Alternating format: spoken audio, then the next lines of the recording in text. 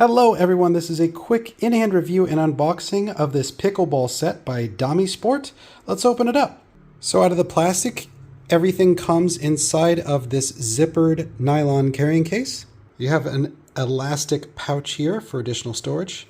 Once we unzip everything, here is a look inside. And here is everything that comes in the nylon case. We have, of course, our two pickleball paddles.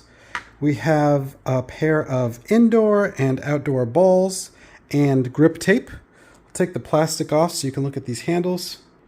All right, here is what the handles look like out of the plastic.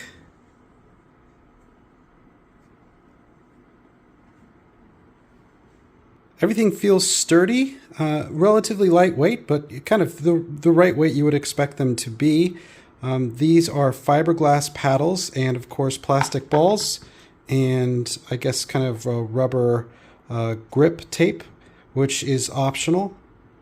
So overall, I'd say if you are like me, somebody who is looking to get started with pickleball, somebody who's definitely not an expert, somebody who wants to get into the sport, this is a great way to get a complete set, a great value because it comes with everything that you need to get started other than, of course, the court and the net.